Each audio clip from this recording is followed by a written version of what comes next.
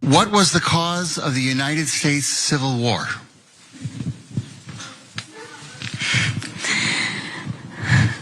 Well, don't come with an easy question or anything. I mean, I think the cause of the Civil War was basically how government was going to run, the freedoms and what people could and couldn't do. Republican presidential candidate Nikki Haley was asked a rather simple question, a question that I would venture to say a fifth grader could even answer. But she did have some difficulty getting to the heart of what the Civil War in the United States was really about. So she's off to a shaky start. Let's see if she can recover. What do you think the cause of the Civil War was? I'm sorry? I'm not being president. I want to see your view on the cause of the Civil War. I mean, I think it always comes down to the role of government. We need to have capitalism. We need to have economic freedom. We need to make sure that we do all things so that individuals have the liberties so that they can have freedom of speech, freedom of religion, freedom to do or be anything they want to be without government getting in the way. Thank you. And in the year 2023, it's astonishing to me that you answer that question without mentioning the word slavery. What do you want me to say about slavery? You answered my question. Next question. Oof. Yeah. That was so bad that even conservative media outlets were criticizing her for it. She really wanted to avoid having to mention slavery. Now, this is during a town hall event in New Hampshire. It was in Berlin, New Hampshire, which is a right-leaning part of the state. And it was difficult to hear what the man asking the question was saying in the second video we showed you. So I just want to give you the transcript real quick, and then Cenk, I want your thoughts. The man responded, "In the year 2023, it's astonishing to me that you answer that question without mentioning the word slavery." Haley quickly replied with a question, "What do you want me to say about slavery?" The man said, "You've answered my question, thank you." And Haley replied, "Next question." Now she has since responded to the backlash following the release of that video, which I believe was first posted by the Biden HQ Twitter account. That's gonna be relevant information in just a bit. But before we get to it, Cenk, what are your thoughts? Yeah, I'm super curious to see if it was a plant, by the Biden team or the DeSantis team. Hold. Okay, but first on the answer. She's like, "Well, why don't you come with an easy question," like sarcastically. Yeah, no, that's like literally the world's easiest question. Was the Civil War about slavery? Yes, definitively about 100%. And then her answer is so nonsensical. Well, the government shouldn't take your freedom away to do whatever you want, including owning other people. Well, okay, how about their freedom to not be owned? Like, how about their freedom at all about anything? But to her, she comes at it from a Republican perspective, which is you're impinging upon my freedom if I'm not allowed to do anything I want to other human beings. So, I mean, it's a very telling answer, but really mainly it's about the pandering, but we'll get to that too. Yes, definitely. She's definitely a pander bear here. But no, I actually think that the way she worded that answer was meant to allow an individual hearing it to interpret it in any way they want. So you interpret it as her fighting for the freedom of the slave owners, whereas she could use feasible deniability and say, no, I was referring to the freedom of the slaves, right? Yeah, but not in the way that she said it. But it didn't work. It didn't work. Yeah. It didn't work. It totally fell flat. And this was her way of avoiding any offense to those who don't like telling the truth or acknowledging the reality of what the Civil War was really about. It was about ending slavery in the country. I remember long time ago, this must have been like 2009, maybe 2010, RT invited me on one of their programs and the topic of the Civil War came up. And obviously I talked about slavery, and I remember the insane backlash I got in the comments. And back then, I didn't know what gaslighting was. And so many of the comments were like, no, it was about property rights, how dare you, it had nothing to do with slavery. And I'm like, am I wrong? And I remember panicking, I'm like, what if I'm totally wrong about this? Of course I wasn't wrong, and of course I was right. Of course, at the heart of the Civil War was the fact that the Confederates wanted to fight in order to maintain the ability of slave owners to own slaves. Yeah, guys. It's crazy. Like, so I've been in the South many times, and I've seen tons of the bumper stickers and crap merch that they sell about how it was a war of northern aggression and how the Yankees don't understand what they were really fighting for. Yeah, right. Go ahead. Tell me what you're really fighting for. Property rights. What do you mean property? You mean human beings as property? Exactly. Okay, great, no problem. Then I'm gonna own your ass. Okay, let's go. I want you and your family and anyone else related to you to serve me as my dogs for the rest of your life. And if you want, I'll sell off your kids and make profit out of it. What? I got rights. I got property rights. Heal, okay? Oh, you don't like it when it's done to you, but you don't mind doing it to other people. Your freedom is the freedom to oppress other human beings. Here's what the Civil War was about. Slavery, 100%. If you don't think that's true, you're very likely racist, because it's such a weird thing to deny. The only reason you deny it when the whole war was obviously about slavery, like states' rights. States' rights to what, peach cobbler? No, states' rights to own property, human beings as property. So if you're denying that, you're denying it for a reason. No one who isn't racist like randomly wants to defend the Confederacy in the Civil War. You're defending it because you think, I mean, come on, man. Shouldn't I have that right? Get real. No one believes you. We all know why you're thinking that. So why is Nikki Haley doing this? She's theoretically a woman of color. We're gonna get back to that too, because she's sick the way she uses this as an advantage, using identity politics, ironically, on the Republican side, okay? But the reason Nikki Haley cares about this is because she thinks her voters are racist. And she thinks her voters think the Civil War was 50-50, can't quite tell who was right or wrong. That's why she says outrageous things like that. And it's not the first time she said outrageous things in regard to the Civil War. We're gonna go to an old video dating back to 2010 in just a moment. But first, a little more context about the event and the gentleman who asked the question. So apparently reporters from the Washington Post reached out to him and asked some questions. The voter declined to share his name when asked by the Washington Post. He later told reporters that he had asked the question because he saw her answer such a question when she was running for governor of South Carolina, and he was curious if she would provide the same response in New Hampshire. And you know what? He wasn't lying about that. In fact, in 2010, there was an interview that she did with two groups that were sympathetic to the Confederates. And in the context of that interview, she addressed the Civil War. And I think it's important for you to take a look at what she had to say and how she had to answer questions about the Civil War. Let's watch.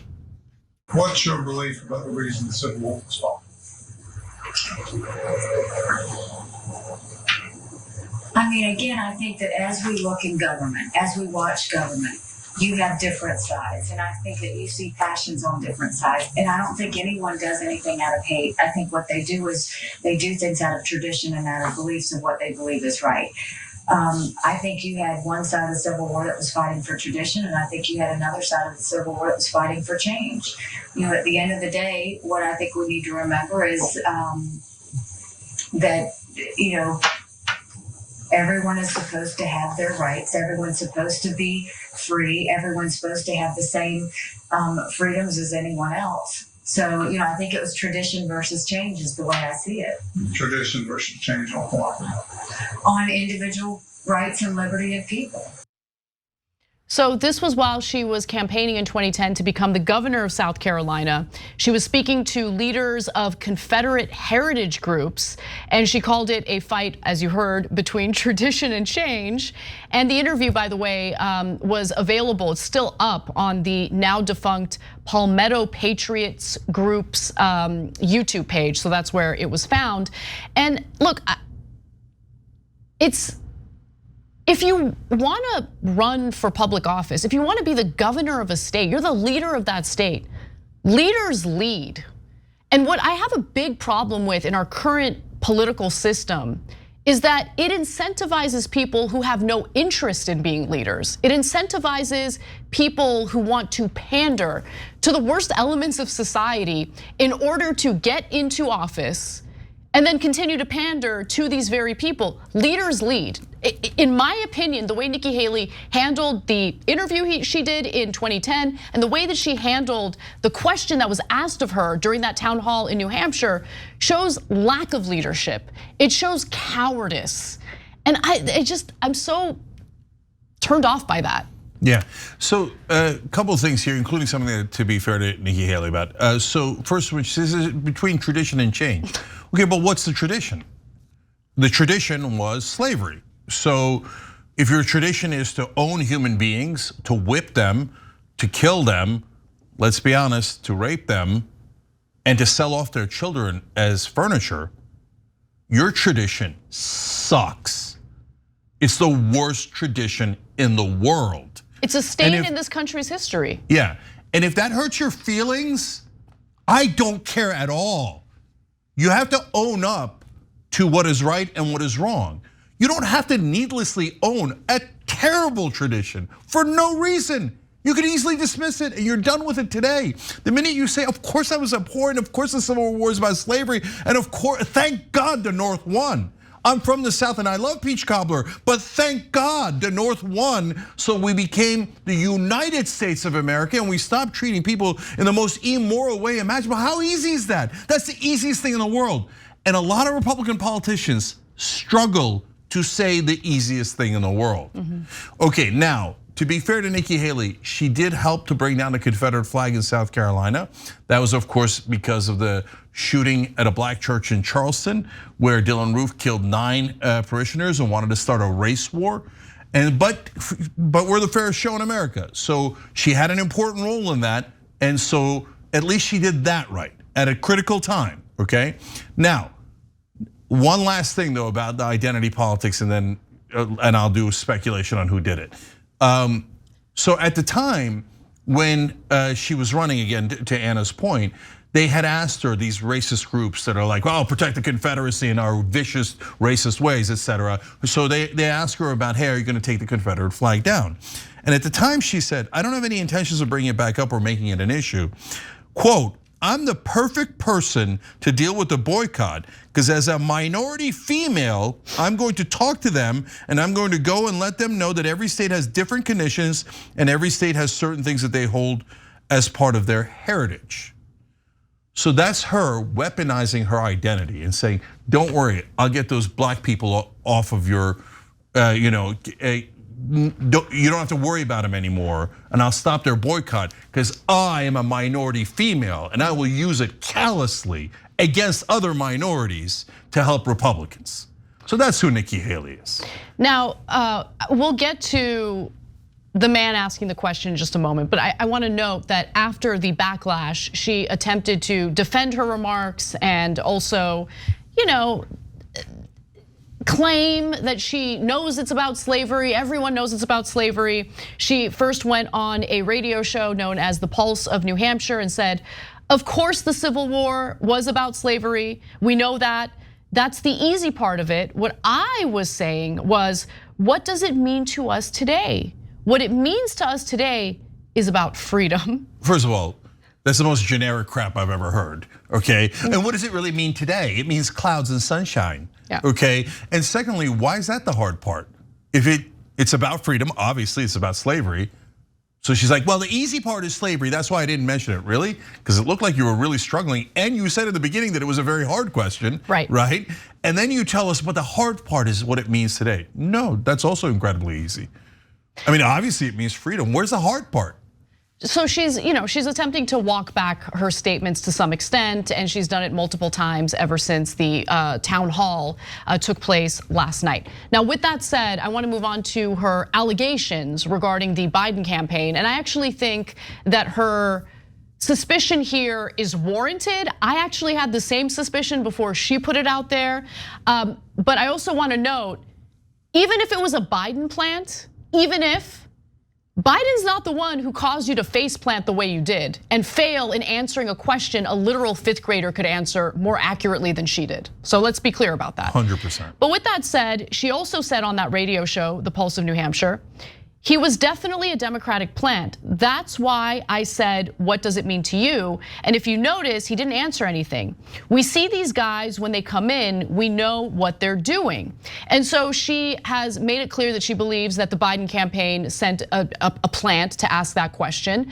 And I think that there might be some merit behind it. I don't have any evidence, I wanna be clear about it. The only thing that made me suspicious this morning was that the first account that I saw posting this was the Biden campaign on X.